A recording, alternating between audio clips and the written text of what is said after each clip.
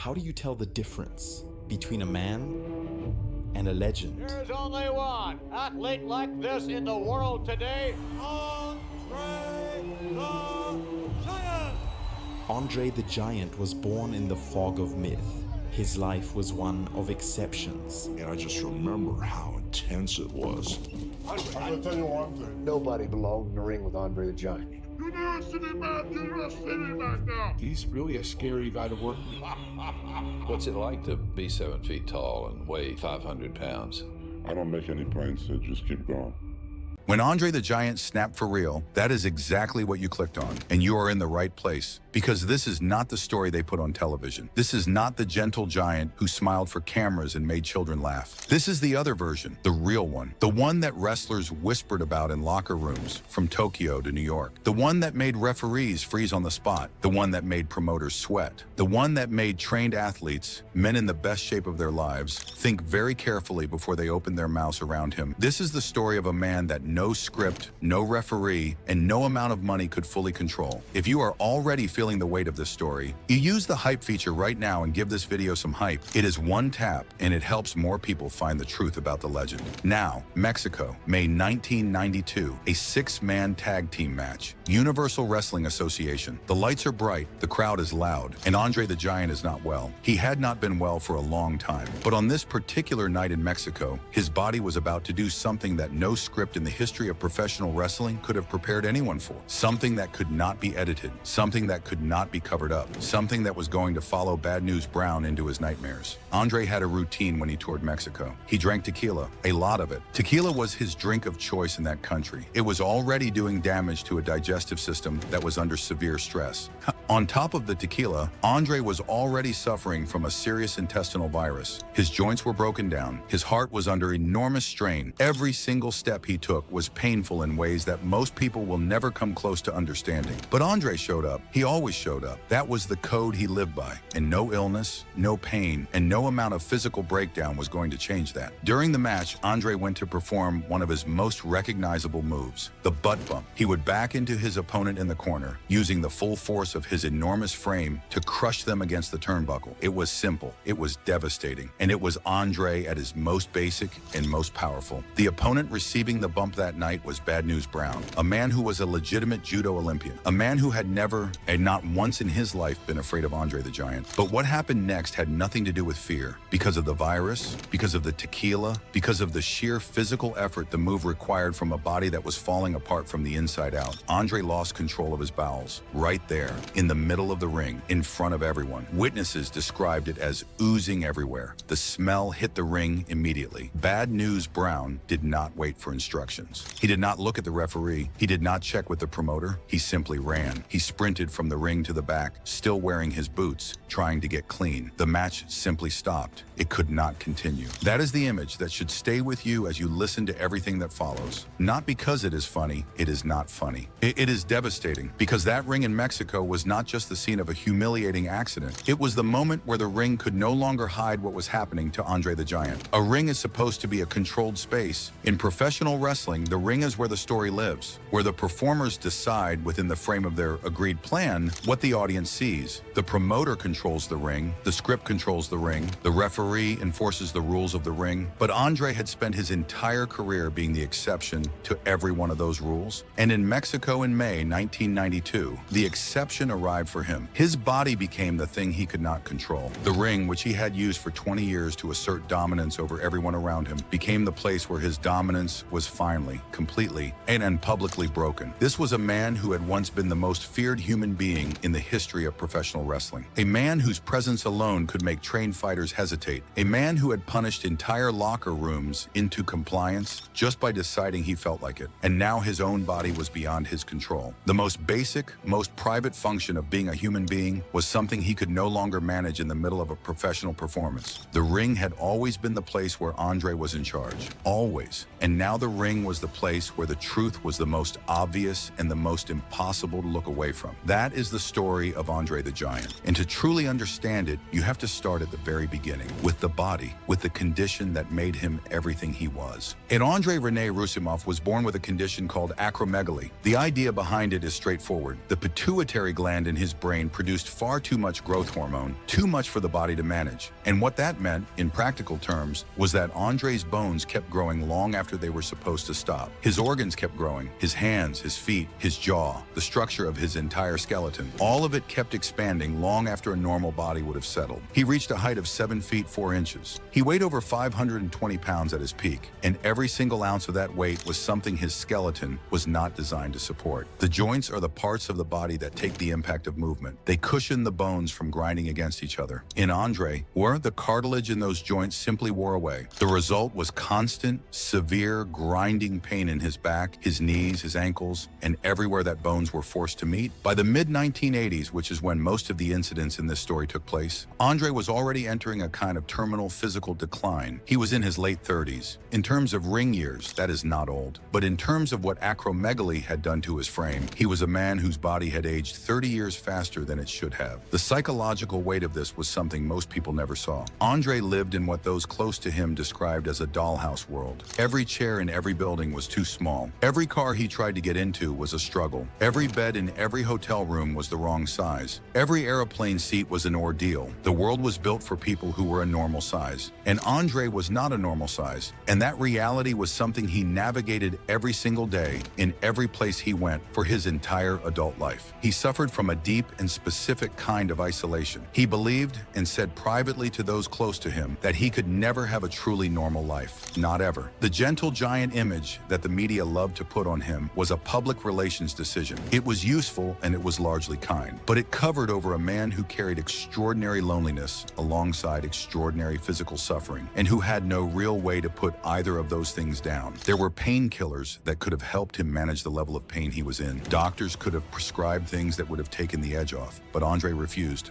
He had watched colleagues destroy their careers and their reliability with prescription medication. He had seen what dependency looked like. He did not want that. He wanted to be the man who showed up, the professional, the constant. So instead, he drank. The numbers are staggering. Andre reportedly consumed approximately 7,000 calories of alcohol per day. That is not a typo. 7,000. In a single sitting, on one documented occasion, he drank somewhere between 119 and 156 beers over 6 hours. His standard preparation before a match, what he called warming up, was a case of tall boy beers, or alternatively, 6 bottles of wine. During the filming of The Princess Bride in 1987, his bar tab for the production alone reached $40,000. None of this was excess for the sake of it. None of it was performance. It was the only pain management system Andre trusted. The alcohol numbed the joints enough for him to stand, enough for him to walk to the ring, enough to function. Without it, the pain was simply too much to work through. But alcohol does more than numb pain. It changes a man's patience. It shortens the fuse. It lowers the line between keeping quiet and reacting. And in a business built on unspoken rules and professional respect, a drunk giant with 500 pounds behind him and a very short fuse is not something anyone can easily manage. Inside professional wrestling, Andre was known as the boss. Not because he owned anything, not because he made the decisions about who wrestled whom or who won which title.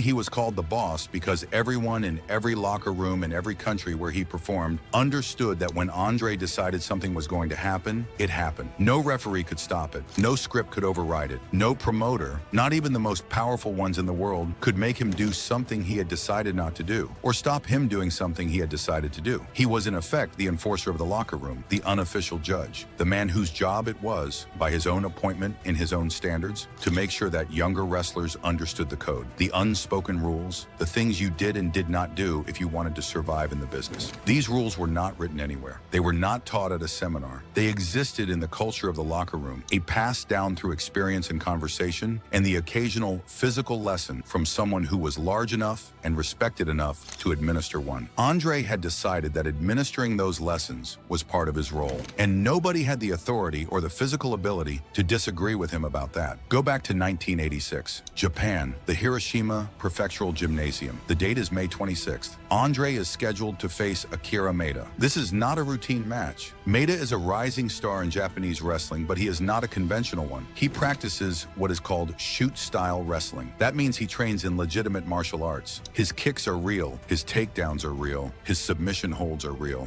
His entire philosophy is built around the idea that professional wrestling should look and feel as close to a genuine fight as possible. That philosophy puts him on a direct collision course with Andre before a single bell has rung. There is also politics involved. Maeda has a difficult relationship with Antonio Inoki, the owner of New Japan Pro Wrestling. Maeda has a reputation for refusing to cooperate with opponents he does not respect. He sees himself as a purist. Inoki wants him humbled, and Inoki looks across the room at Andre, drunk, enormous, irritable, and impossible to control, and sees the perfect tool. Reports from that evening say that Inoki told Andre specifically to straighten Maeda out, to humble him, to make it hurt. Andre did not need much encouragement. When Andre arrived at the arena that night, he was significantly intoxicated. The alcohol was working as intended. His joints were numb enough to perform, but his patience was not intact. He refused to discuss the finish with Maeda before the match. In professional wrestling, the finish is the pre-agreed outcome. Both men are supposed to know how it ends and when and who wins. Without that agreement, neither man knows what match they are actually performing. It is the most basic piece of professional preparation. Andre refused to give Maeda that preparation. He left him standing at the door of the ring, not knowing what was about to happen. Maeda walked to the ring, uncertain of everything. Andre walked to the ring, knowing exactly what he intended to do. He intended to do whatever he wanted. From the first bell, it was immediately clear that Andre had no interest in the choreography of a professional match. He stumbled around the ring. He swatted at Maeda with genuine force. Real strikes, not the controlled, safe contact that professional wrestling uses to create the appearance of violence without the actual damage. Real hits. The crowd in Hiroshima could not be certain at first whether what they were watching was planned or not. Maeda was a smart and experienced competitor. He understood in the first 60 seconds that there was no script left in this match. There was no performance. This was something else entirely. So Maeda responded with what he actually knew how to do. He used his legitimate martial arts skills to take Andre down. Double-leg takedowns. In a professional wrestling context, this was almost unthinkable. When Andre was never taken down, he was the immovable mountain. But Maeda was fast and technically brilliant, and he managed to ground a man who everyone else had treated as if he were a force of nature that could not be toppled. Then Maeda went to the legs. Stiff shin kicks to the thighs and the knees, not for show, for real, landing with genuine force on the knees that 20 years of performing had already destroyed, knees that acromegaly had stripped of cartilage. Every kick that landed rang through that arena with a sharp crack, and every grimace on Andre's face was real. There was no act in it. The referee was a man named Frenchie Bernard. He specifically traveled with Andre on these overseas tours for the purpose of managing exactly these kinds of situations. He completely lost control of the match. There was nothing he could do. Andre would not cooperate with submission attempts. Maeda would not stop attacking the legs. The referee was, for all practical purposes, irrelevant. Then Andre made a decision. He lowered himself to the canvas and lay down in the middle of the ring. He looked up at Maeda, and then he gestured. "Pin me. Go on. Pin me if you want." This sounds like surrender. It was the opposite of surrender. By choosing to lie down, Andre was stripping Maeda of anything that resembled a real victory. Happens is he ends up in a ring with Andre. And Andre is very much going into business for himself.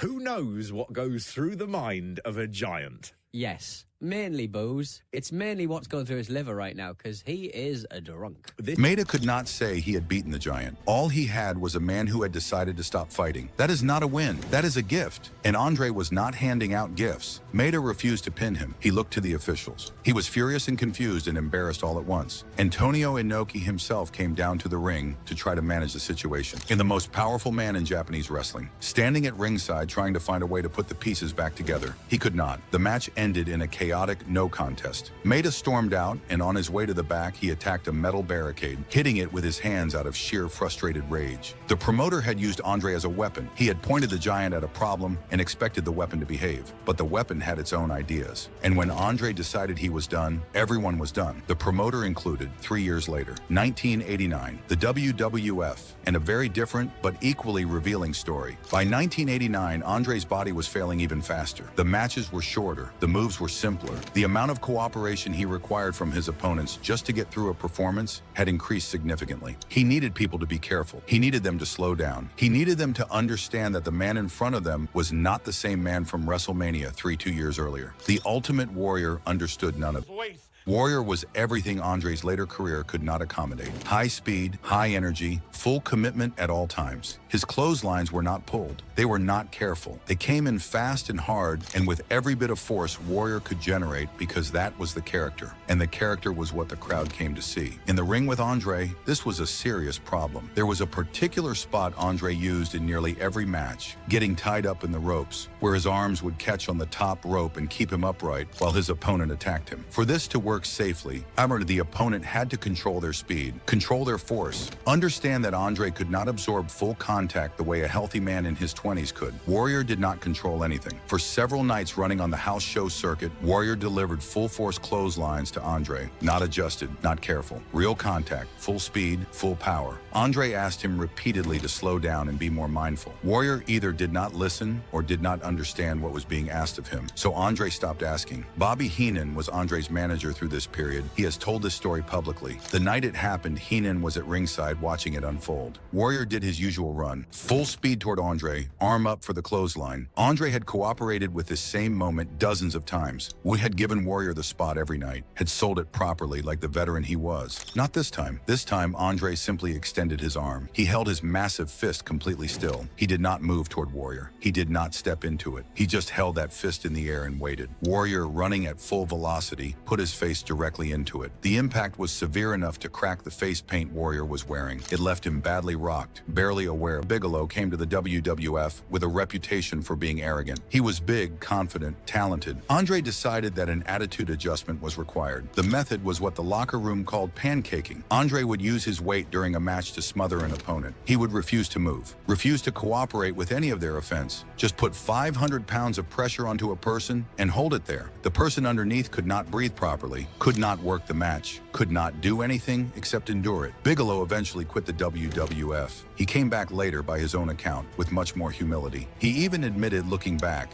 that Andre had been right to do what he did. That is one version of how to read that story. Here is another version. A working professional was physically bullied in his workplace by someone no one could control to a degree that made him leave his employment. No one authorized it, no one could stop it, and the lesson being delivered was based entirely on one man's private judgment about someone's personality. Iron Mike Sharp received similar treatment. Sharp was what the business called a jobber to the stars, a performer whose role was to lose to the bigger names. He was known for being loud, for his booming voice, for eccentric habits that built atmosphere in a match. If Andre felt Sharp was being insufficiently deferential, or simply if Andre was in a bad mood after a long flight, the match would become something else. Because stiff strikes, holds that went well beyond what had been agreed. A physically grueling experience instead of a professional performance. Randy Savage faced it too. The Macho Man. Andre disliked Savage for two reasons. The first was that Savage wanted to script every single moment of every match. He planned everything in meticulous detail. To Andre, this was an insult to the instinct of a veteran. A real professional should feel the match, not read from a plan. The second reason sounds almost trivial, but it was genuinely physical. Savage used enormous amounts of baby oil, which made his skin slippery and very difficult for a man of Andre's size and declining grip strength to hold. The oil got on Andre's hands, got on his skin, made the whole physical interaction difficult and frustrating. During their matches, Andre would work stiff. He would hit harder than necessary, would turn the performance into an ordeal. The friction between them never resolved. Then there was Hulk Hogan. Early in Hogan's career, before he became the biggest name in the business, he made rookie mistakes in the ring the way all young performers do. Andre's response was a boot pressed to Hogan's throat, a physical reminder of where the pecking order stood. Hogan later described learning the toughness of the business through that encounter. The lesson was not asked for. The lesson was not gentle, but it was delivered, and Hogan received it. What is important to understand about all of these incidents together is not that each one was an isolated moment of bad temper. It is that this was a system, an operating method. Andre had decided that he was the standard keeper, when the tool he used to keep the standard was pain. That system ran for years across multiple countries and multiple promotions, and nobody in any position of authority was able to stop it or even slow it down. Because stopping Andre required either matching his size, in which nobody could, or accepting the consequences of defying him, and very few people were prepared to do that. For years, they had me in a match with him in the tag,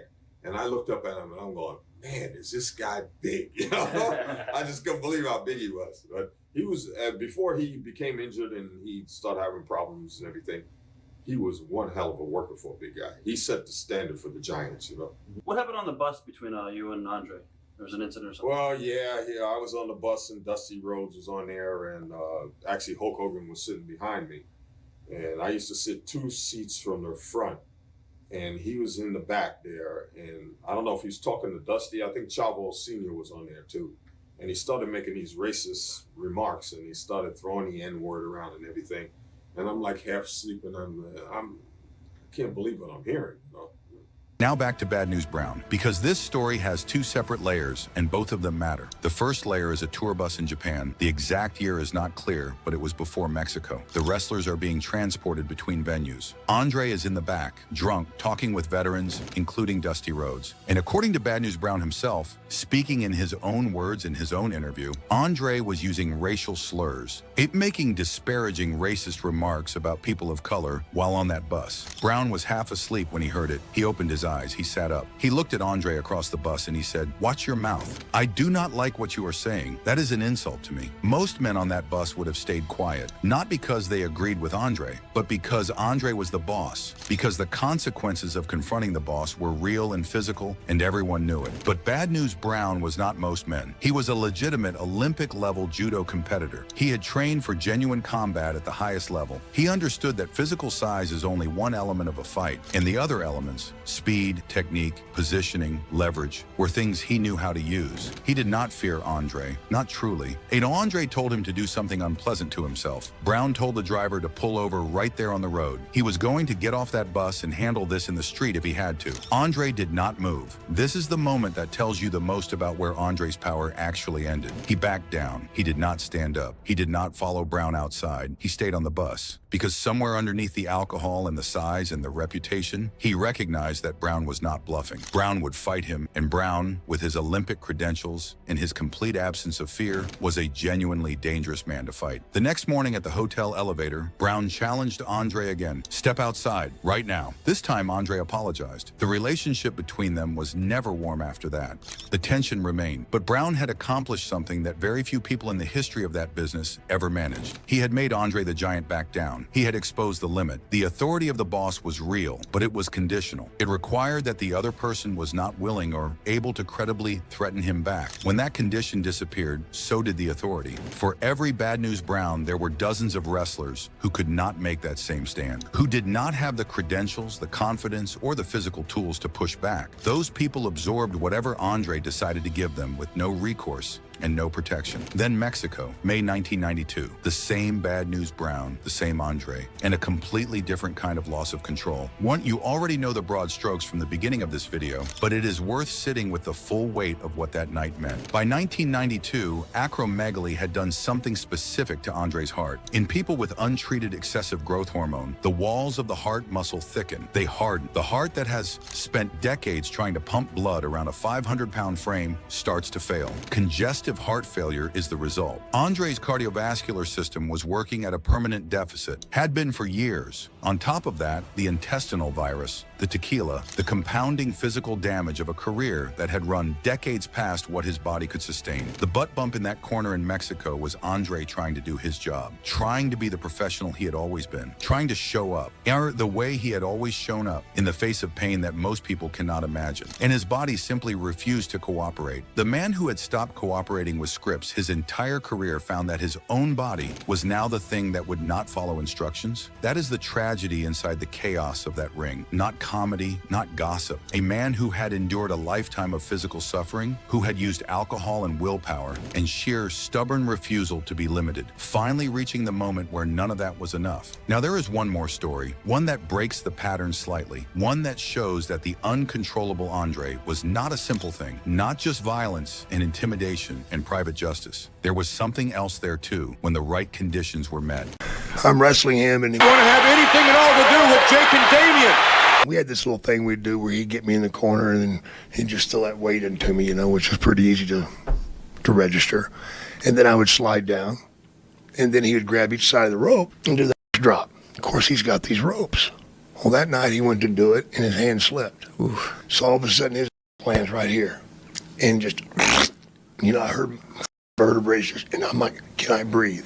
I just want to know if I can breathe because I couldn't at the moment. Jake Roberts, Jake the Snake, one of the most psychologically intelligent performers in the history of professional wrestling, and the owner of a large python named Damien. It was widely believed inside the wrestling industry that Andre had a genuine phobia of snakes. Roberts later offered more detail. He said Andre was not the kind of terrified that leaves a person frozen and paralyzed, but he genuinely had no comfort around snakes, no affection for them, no ease in their presence. And Roberts, being the kind of performer who understood how to turn the real into a storyline, incorporated that into their feud immediately. During the Royal Rumble, Roberts threw Damien into the ring. Andre, the man who would not move for anyone, who had stood his ground against a drunk Inoki, who had laid down in contempt of an entire promotion, hopped over the top rope and eliminated himself from the match to get away from that snake. In a Royal Rumble, eliminating yourself is one of the worst things you can do. You are supposed to fight to stay in. You are supposed to be the last man standing. Andre the Giant voluntarily exited the match and gave up his position rather than share the ring with that animal. Did he play it up for the cameras? Roberts suggests so, but the speed of the reaction, the instinctiveness of it, says something real was underneath the performance. Andre had told the snake story in front of the crowd, but the story was built on something true. Then the snake bit Andre. During a televised segment, Damien made direct contact with Andre's shoulder. Real bite, real fangs. Roberts has talked about the moment he finished that segment and had to walk to the back. He was genuinely afraid of what he would find when he reached the locker room. He expected the boss to be waiting for him, expected a physical confrontation, expected to pay for what the snake had done. Vince McMahon had managed Andre's career with what appeared to be genuine affection and commercial intelligence at the same time. He understood what Andre had given to the business.